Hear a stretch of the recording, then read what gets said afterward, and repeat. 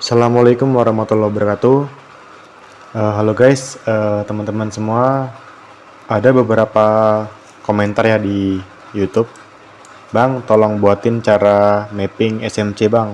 Oke, sekarang saya buatin ya. Nah, pertama step untuk mapping sampai kita entry itu ada 5 ya, yang sering saya gunakan. Dan ini hanya berlaku untuk intraday ya. Kalau misalnya untuk scalping, untuk swing beda lagi ya. Itu tergantung dari time frame-nya ya. Kalau saya hari ini khusus untuk intraday ya. Oke, kita mulai ya. Yang pertama itu kita harus menentukan strukturnya dulu ya.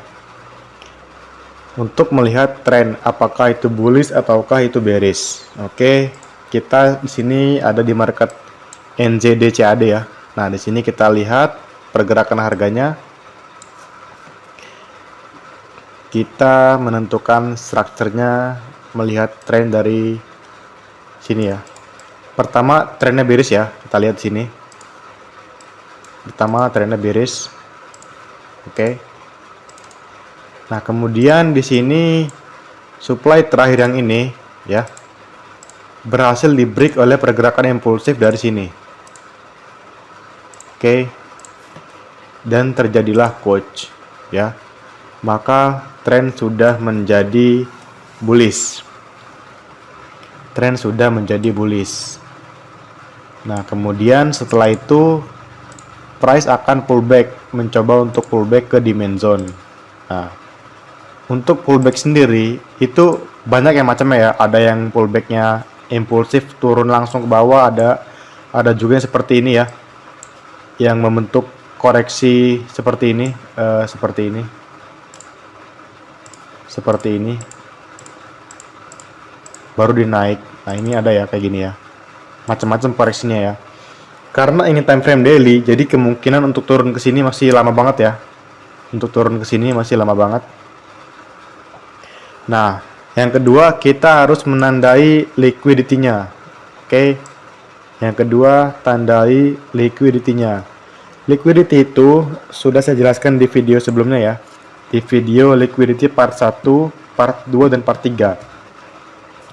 Banyak sekali jenis liquidity. Di antaranya di sini yang saya lihat ada trendline liquidity. Kemudian itu aja ya yang saya lihat di sini. Sangat mencolok di sini ya. Ini juga iya, ini juga iya, ini juga iya.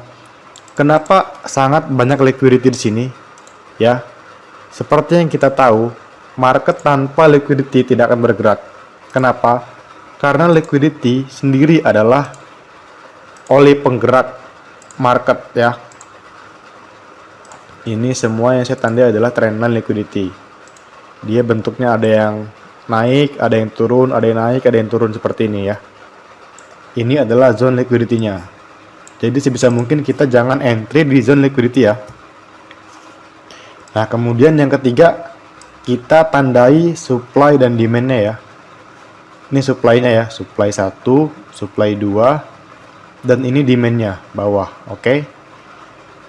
Buat teman-teman yang belum paham untuk supply dan demand, nanti akan saya buatkan videonya ya. Nah, kemudian kita akan menandai yang keempat,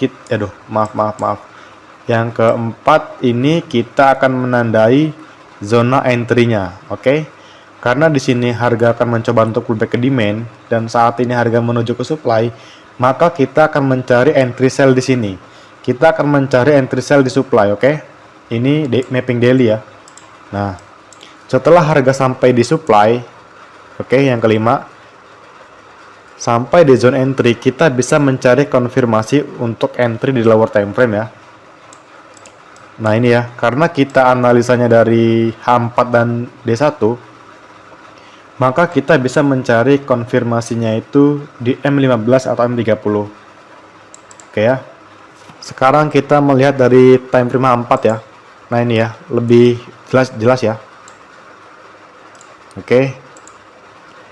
Di sini juga kita perlu ya menandai seperti yang tadi ya. Step-step ini ya teman-teman harus kita terapkan dalam membuat mapping. Jadi jangan sampai kita itu entry tanpa trading plan yang jelas, oke? Kita ulang lagi ya di A4 ya, biar terlatih ya. Tentukan struktur marketnya untuk melihat trennya. Di sini kalau di daily dia mencoba untuk koreksi turun, berarti di sini bearish ya. Tren memang sedang bearish. Saya lupa memberikan boss di sini.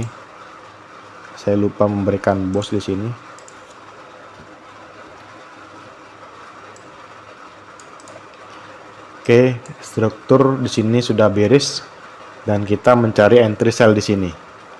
Nah, itu struktur marketnya.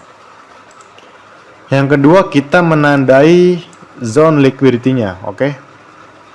Satu, nah ini adalah ranging liquidity ya, berbentuk sideways seperti ini. Ini sangat perlu kita hindari ya. Yang kedua, di sini ada IDM. Ini juga IDM. IDM itu apa? IDM itu inducement ya. Oke, saya jelaskan dulu ya IDM ya. Sepertinya penting ini ya, IDM.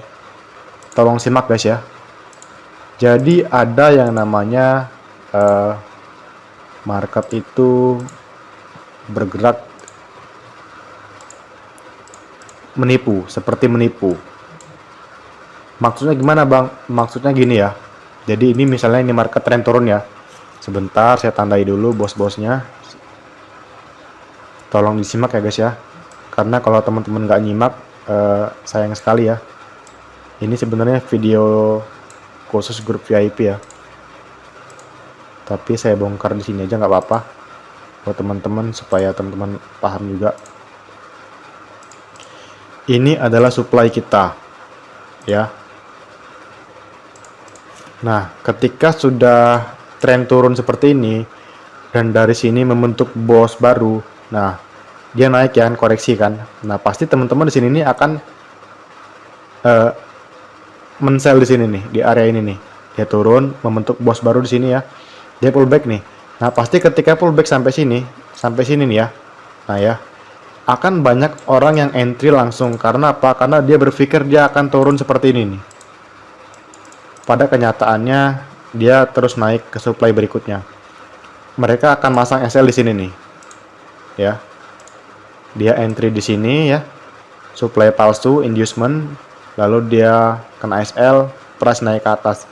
Jadi untuk zona seperti ini kita harus menghindari ya. Untuk zona-zona seperti ini kita menghindari. Biasanya ciri-cirinya itu dia berbentuknya itu seperti naik, kecil ya, koreksi, turun, langsung naik lagi. Nah ini adalah godaan bagi kita sebagai retail untuk entry. Itu adalah tipuan dari smart money ya. Tipuan dari bank-bank besar. Jadi harus hati-hati. Oke, kita lanjut ya. Nih ya, contohnya ya.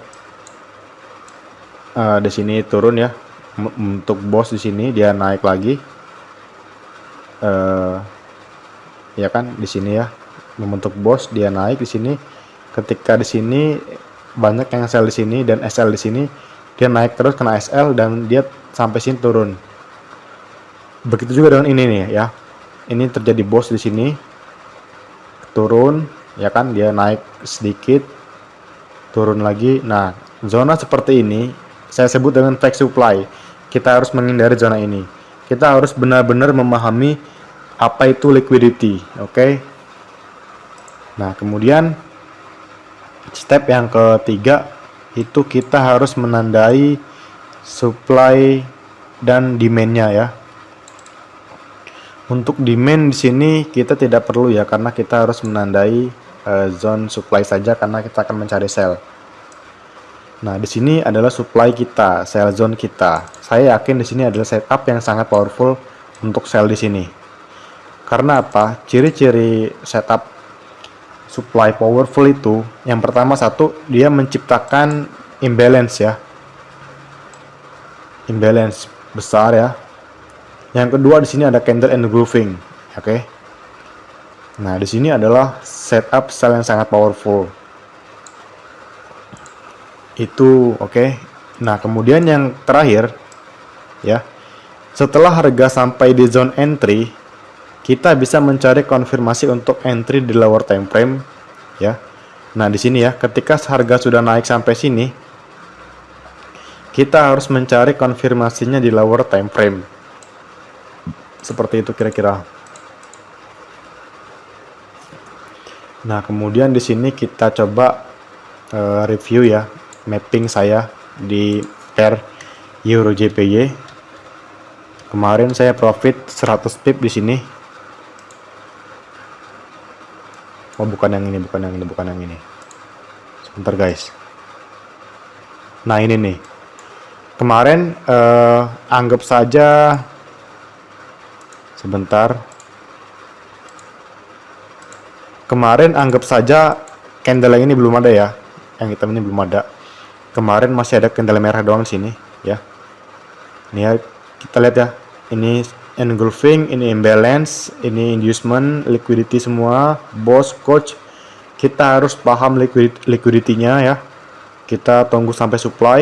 Kemarin saya langsung sell di sini nih. Langsung profit 100 pip ya di Euro JPY. Kenapa saya bilang wow?